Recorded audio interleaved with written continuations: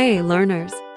I am beyond thrilled to share that we have reached 3,000 subscribers on our YouTube channel. Your support, comments, and shares mean the world to me. I couldn't have done it without each and every one of you. To show my gratitude, I'm excited to announce that a special giveaway is coming soon. Stay tuned for more details. You won't want to miss it. Thank you again for your incredible support. Let's keep growing and learning together. Let's start our today's lesson now. Emily's cleaning day. Hey, it's me, Emily. Today is my big cleaning day, and I have so much to do. Join me as I tackle my cleaning tasks, and stay tuned because at the end, I'll share a helpful English phrase related to cleaning that you can use in your conversations. Listen carefully.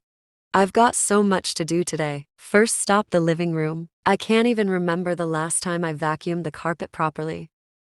I grabbed the vacuum and got started. The noise is always kind of annoying, but it's also sort of satisfying to see all the dirt disappear. I went over every little corner, making sure I didn't miss a spot. Alright, next dusting. I picked up my favorite yellow dusting cloth and wiped down the shelves. I had to be careful around my photo frames because I didn't want them falling over. It's amazing how quickly dust builds up. Once the living room was looking fresh, I moved to the kitchen. I started by clearing the counters. Why do I always leave so many things lying around? I put away the dishes and wiped down the surfaces. The sink definitely needed some scrubbing, so I got to work on that.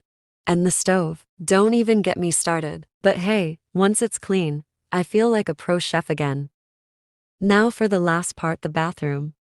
I don't know why, but the bathroom always feels like the toughest part. I sprayed down the mirror and scrubbed the sink.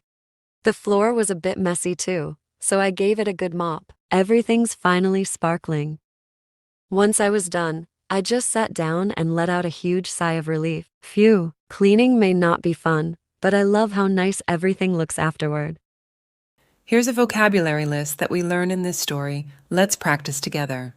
Closet, a small room or space used for storing clothes or other personal items. Example, I hung my new dress in the closet to keep it wrinkle-free. Desk, a piece of furniture with a flat surface for writing, working, or using a computer, often with drawers or compartments. Example, she placed her laptop on the desk and started her homework. Stationery, writing materials such as paper, envelopes, pens, and pencils. Example, I bought new stationery for school, including notebooks and colored pens. Drawer organizer, a container or tool used to divide a drawer into sections for better organization. Example, the drawer organizer helped me keep my office supplies neat and tidy. Photo frame, a decorative edging for a picture, intended to enhance its appearance and make it easier to display. Example, she put her favorite family photo in a beautiful silver photo frame. Photo frame, a decorative edging for a picture, intended to enhance its appearance and make it easier to dis. Bookshelf, a piece of furniture with horizontal shelves used for storing books. Example, I arranged my books alphabetically on the bookshelf. Plant, a living organism that typically grows in the earth and has a stem, leaves, and roots. Example, the plant on my windowsill adds a touch of green to the room. Cushion, a soft pillow or pad used for sitting, kneeling, or for decorative purposes. Example, the colorful cushion made the chair much more comfortable. Bedside table, a small table next to a bed, often used to hold a lamp, alarm clock, or books. Example, I keep my glasses and a book on my bedside table. Alarm clock, a clock with a mechanism for setting off an alarm at a specific time, used to wake someone up. Example, the alarm clock rang loudly at a.m., waking her up for school. Now it's time for practicing. Repeat after Emily. I've got so much to do today. First stop the living room. I can't even remember the last time I vacuumed the carpet properly.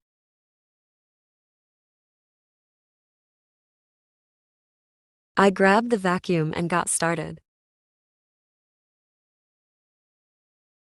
The noise is always kind of annoying. but it's also sort of satisfying to see all the dirt disappear.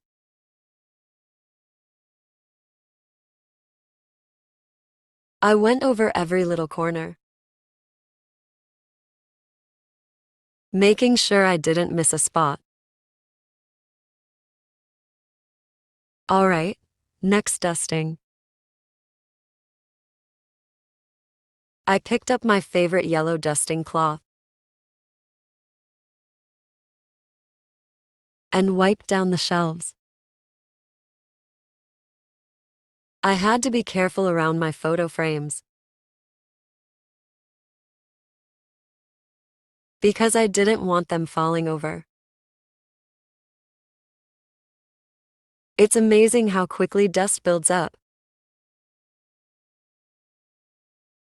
Once the living room was looking fresh, I moved to the kitchen. I started by clearing the counters. Why do I always leave so many things lying around? I put away the dishes and wiped down the surfaces. The sink definitely needed some scrubbing, so I got to work on that. And the stove, don't even get me started. But hey, once it's clean, I feel like a pro chef again. Now for the last part, the bathroom. I don't know why, but the bathroom always feels like the toughest part. I sprayed down the mirror and scrubbed the sink. The floor was a bit messy too, so I gave it a good mop. Everything's finally sparkling. Once I was done, I just sat down and let out a huge sigh of relief. Phew, cleaning may not be fun, but I love how nice everything looks afterward.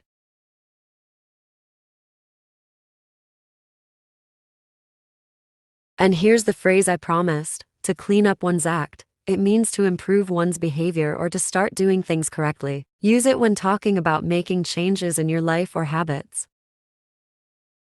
Listen to the story one more time, but this time without captions. This will help you improve your listening skills. I've got so much to do today. First stop the living room. I can't even remember the last time I vacuumed the carpet properly. I grabbed the vacuum and got started. The noise is always kind of annoying, but it's also sort of satisfying to see all the dirt disappear. I went over every little corner, making sure I didn't miss a spot. Alright, next dusting. I picked up my favorite yellow dusting cloth and wiped down the shelves. I had to be careful around my photo frames because I didn't want them falling over. It's amazing how quickly dust builds up. Once the living room was looking fresh, I moved to the kitchen. I started by clearing the counters. Why do I always leave so many things lying around? I put away the dishes and wiped down the surfaces. The sink definitely needed some scrubbing, so I got to work on that. And the stove, don't even get me started. But hey, once it's clean, I feel like a pro chef again. Now for the last part, the bathroom. I don't know why, but the bathroom always feels like the toughest part. I sprayed down the mirror and scrubbed the sink. The floor was a bit messy too, so I gave it a good mop. Everything's finally sparkling. Once I was done, I just sat down and let out a huge sigh of relief. Phew, cleaning may not be fun, but I love how nice everything looks afterward. Great job following our English lesson today. You did well to listen and practice so much. Keep practicing because it helps you get better. Every time you learn, you are closer to speaking English really well. Don't forget to hit the subscribe button to get more of our lessons.